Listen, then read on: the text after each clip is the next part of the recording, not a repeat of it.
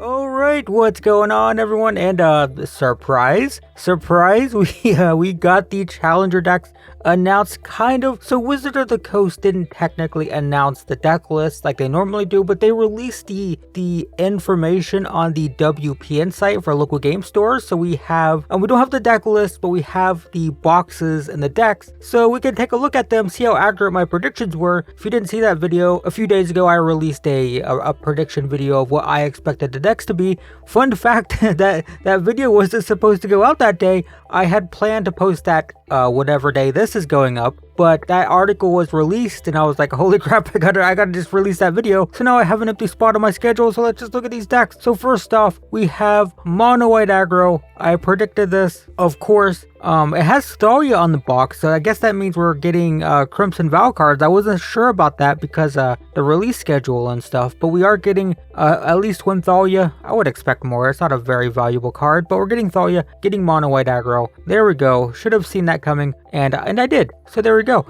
Next we have Dimir Control. This I did not expect. Very weird. Dimir Control, it's been a deck. When rotation first happened, it was one of the control decks that was being tested. It just lost out to the is it dragons, is it spells, is it epiphany decks. So Dimir Control never really, solidified itself in the top tier decks. It is possible that they are making a blue-black control deck because they don't want to add Goldspan Dragon to this deck because they're going to add it to another deck, right? Like if they want to have another deck with Goldspan Dragon, maybe they just want to cut red out of the Rectus Epiphany deck. So maybe this has All Runs Epiphany in it, or maybe it's just a more like Siphon Insight style control deck. We don't know. We don't have the deck list, but this is unexpected. Did not expect to see Dimir Control as one of the decks. And then we have Rakdos Vampires. So this deck, it's been a very strong deck in the metagame. It's just never been a tier 1 deck. Rakdos Vampires has never been at the top of the metagame. It's never been technically a tier 1 deck in terms of like the percentage of the metagame. Normally, like a deck has to have 2% or more of a metagame share for it to be considered tier 1. I don't think Rakdos Vampires has ever had that, but it's a strong meta deck. That's like a tier 2-ish deck. Just not what I expected, especially since this deck wasn't a thing until Crimson Vow was released. The release schedule on this is really weird. We'll talk about that a little bit more, but we'll look at our final deck, and it's Gruul Stompy. Weird.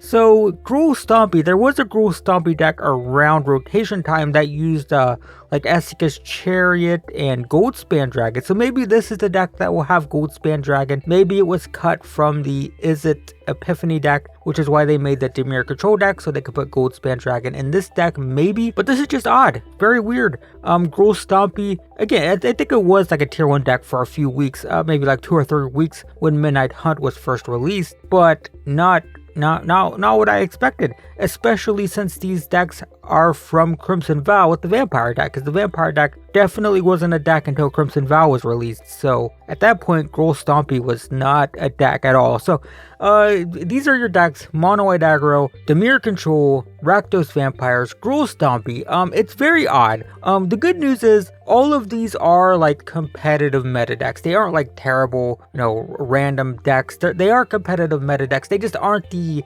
cream of the crop top tier decks that I was expecting. I was expecting mono white aggro, Is It Epiphany, the mono green Stompy type of thing, and then maybe like a black control or a Rakdos kind of sacrifice treasure thing. Dimir Control, Rakdos Vampires, Gruul Stompy, all kind of out of nowhere.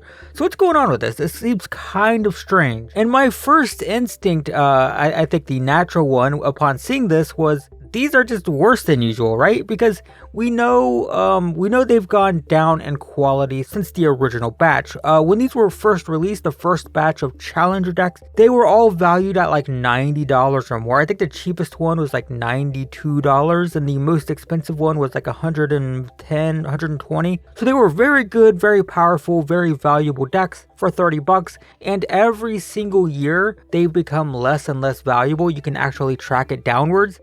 It's less and less and less value, and now we don't even have tier 1 decks. We're looking at like tier 2, tier 3-ish decks, which is weird. So my first thought, of course, was, oh, these are even worse than normal. The problem with that logic, the reason I'm not sure if that's the case, the reason I'm not sure if that's actually what's going on, is we just got those Pioneer Challenger decks, and those were amazing.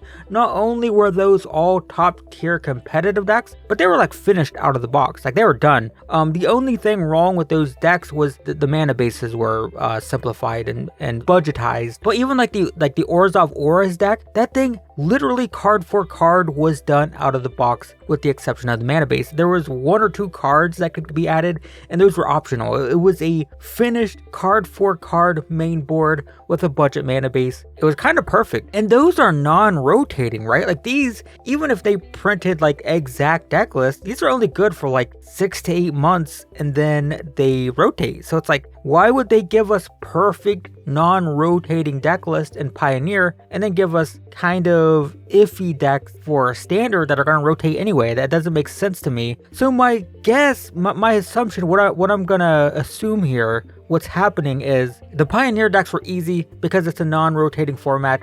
The format's more stable, the same decks stay powerful for longer, and that gave them, a longer time window to formulate the deck list, manufacture them, print them, distribute them, all that. And by the time we got them, the deck list hadn't changed because, Pioneer doesn't change as quickly as Standard does. But this year we did have the wrench in the cogs of Standard, which was Crimson Vow, right? Because normally we have a fall set, a spring set, a summer set, so on and so forth. But we had 2 winter sets or whatever. We had Midnight Hunt and Crimson Vow back to back, like 2 months apart or whatever. So that probably, it must have made it hard to produce these, because by the time they were normally making these, there's a whole new set coming out. So I think what might have happened is they tried to predict what decks would be popular, and they took like a snapshot of the metagame. And at the time when Crimson Vow first released, Rectus Vampires was in the discussion. It was good, and they probably didn't have tournament data yet, and I just think it was hard for them to make these decks with that extra set. And I almost wonder if they intentionally sort of built these around Midnight Hunt cards, specifically because they knew that they weren't sure if they were going to be good. So instead they focused on strategies that would survive the next rotation this winter, a year from now, like 9 to 10 months from now, whatever. So like Rectus Vampires is a perfect example of that. That wasn't a proven deck when these decks were being worked on, but it's rotation proof. It's an Innistrad strategy. It's vampires. It's vampires from Innistrad. So we don't know what that deck list is, but if it's vampires from Innistrad, it's going to be good for 2 years, right? So I'm wondering if that's what they did. They were like, look, we don't know what decks are going to be good, but just make sure we have good cards from Innistrad. So if we can't accurately predict what decks are going to be good, at least there will be strategies that are going to be good for the next couple years. And I think that's what's going on. The good news is these are all, well, with the exception of Gruul Stompy, we need to see that list. But Mono White Aggro, Dimir Control, Rectus Vampires, all like solid competitive decks. They are meta decks. I would say Mono White Aggro is one of the best tier 1 decks in Standard right now. I think it's the most popular deck, has a very high win rate, all that stuff. And then Dimir Control and Rectus Vampires are both like solid tier 2 meta decks. You've probably played against them. They exist in the metagame. Powerful decks, just not necessarily decks that have won big tournaments or anything. But to be fair, there haven't been big tournaments because GPs don't exist anymore or whatever. But they're solid decks. And Gruul Stompy, we just need to see the deck list. It's hard to know if this is going to be good or not. The card on the box has never really been played in tier 1 decks, so that's interesting. But if it's got, Chariot, if it's got Werewolf Pack Leader, if it's got Old Growth Troll and maybe a Gold Span Dragon, maybe it'll be fine. So we'll see. We need to see that deck list before we know what's going on there. But overall, I'd say they're fine in terms of the decks that have been chosen. Worse than usual, but we still need to see, what cards are in them. Is there any value? All the face cards that are on the boxes, none of these are worth anything. But, that's more marketing. They want, card art that looks cool. It's like me when I make thumbnails. I don't always pick the most powerful card in the deck. I pick the art that looks cool in a thumbnail. So I wouldn't judge the decks based on the art or the card on the cover we'll see the deck list. I'm assuming they'll be released in February, and then we'll see if these decks have any valuable cards in them, because that's going to be the most important thing now. Is if they aren't necessarily built after tier 1 decks, at the very least he's got to have some value. They're going to be more valuable than last year's. The last year's were very disappointing, so hopefully these have some nice valuable cards in them that make them worth it, and we'll find that out probably next month. So there you go, guys. Those are your decks. Thanks for watching. We'll be doing upgrade guides and all that stuff when the decks are released, but for now, thanks for watching, and I'll see you in the next one.